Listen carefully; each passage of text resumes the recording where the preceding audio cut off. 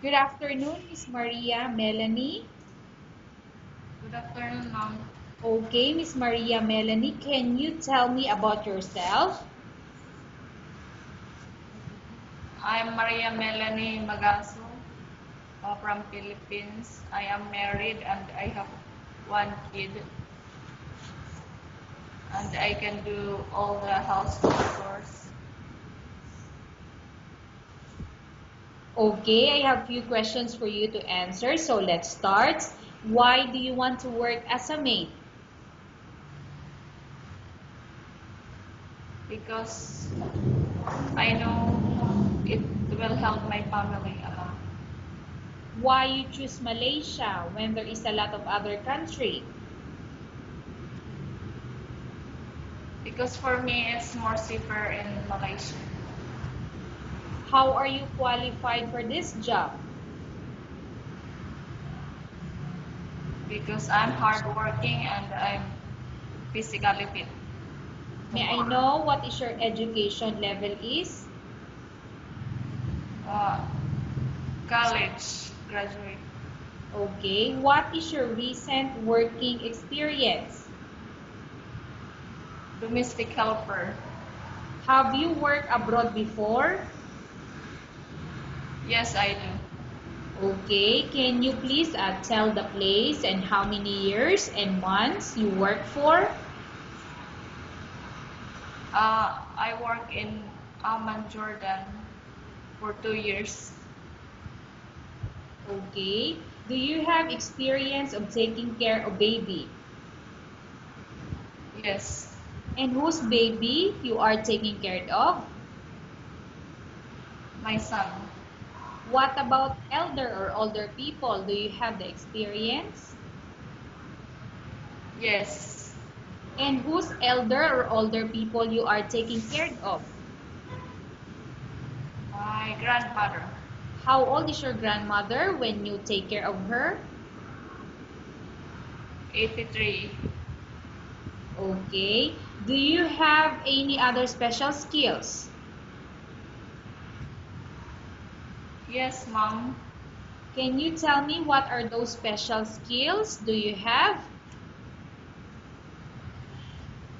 Uh, Sometimes I do repair the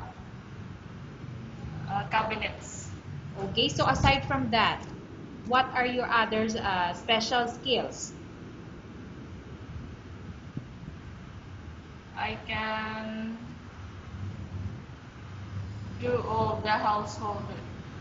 Okay, so can you tell me what are those household works you know? Doing the laundry, ironing, and cleaning the house. Are you willing to learn new skills? Yes, mom. Are you willing to work with a family where the mother-in-law or any relatives stay together? Yes, mom. Currently, are you still working now? No, mom. Do you know how to cook? Yes, mom. Just What sort Filipino of... dishes. Okay, so only Filipino food that you can cook. Can you tell me what are those Filipino food that you can cook? I can do menudo, spaghetti, and adobo. Okay. Are you aware that you will have to do washing, cleaning, ironing, and cooking? Yes, mom.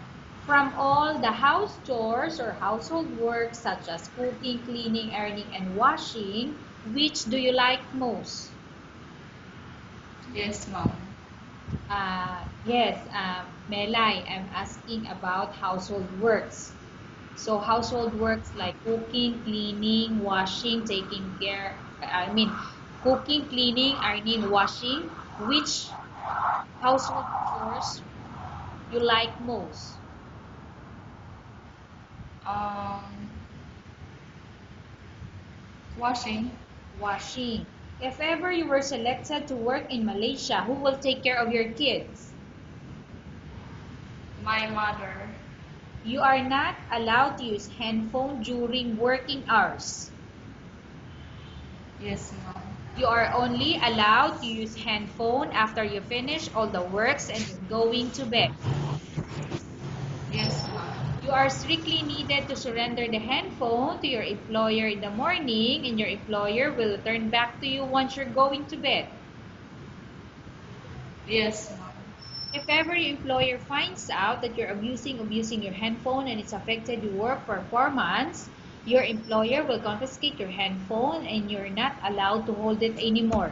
Instead, your employer will allow you to go to your family 3 times in a month. You only allowed to bring normal phone, not a smartphone. Are you agreed for the terms and condition? Yes, ma'am. Are you agreed with the rules and regulations of the handphone? Yes, ma'am. How many years is the contract as you agreed and understand? 2 years. Can you describe for me your ethics or your attitude? I'm honest and loyal and understanding.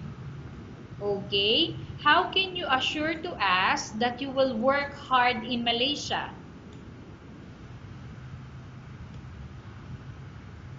Miss Because Melay? I go to Malaysia for work, so I have to work it really hard. Okay. Can you promise not to use the telephone without the permission of your employer? Yes, ma'am. Can you promise not to put on makeup but to dress properly while work? Yes, ma'am.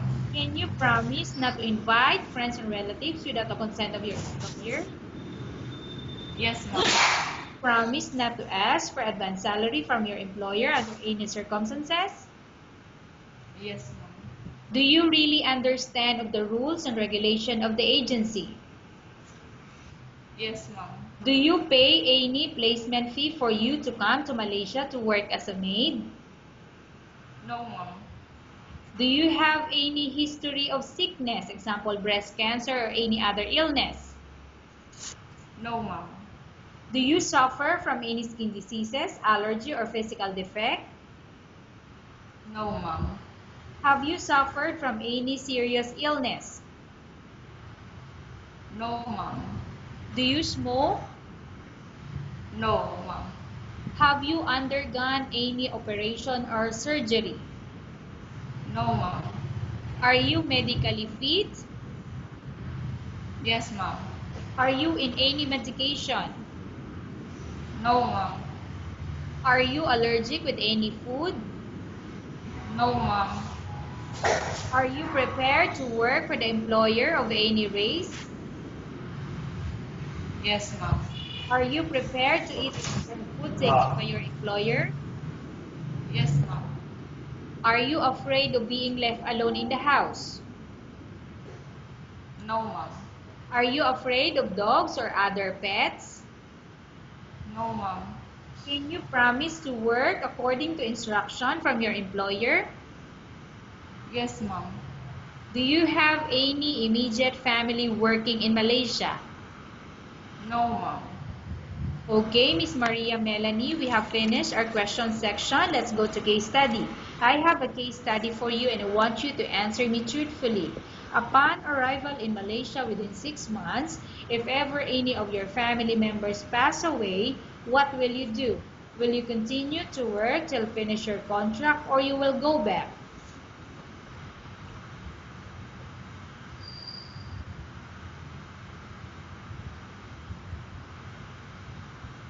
Hello, Miss Maria Melanie. Yes, ma'am. Okay, so do you hear my question? Yes, ma'am. Okay, so if ever it happens that someone or one of your family members pass away after you arrive here in Malaysia about 6 months already, what will you do? Will you continue to work till finish your contract or you will go back? I'll continue, ma'am. Okay, so you will continue working in Malaysia. Yes, ma'am. Tell us about yourself and why do you want to work in Malaysia as domestic helper?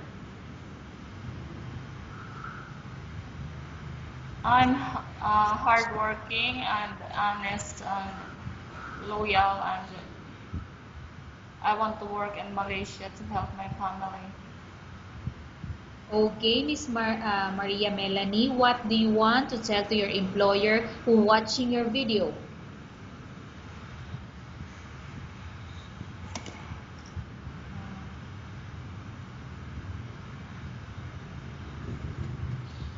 Melanie?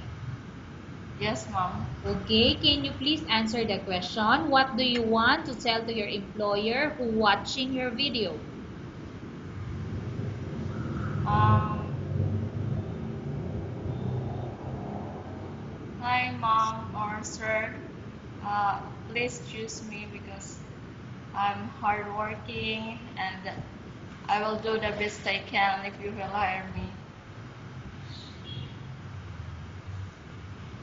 Okay, thank you very much, Miss Maria Melanie. We will update to your agency if there's any selection made by the employer. Yes, mom.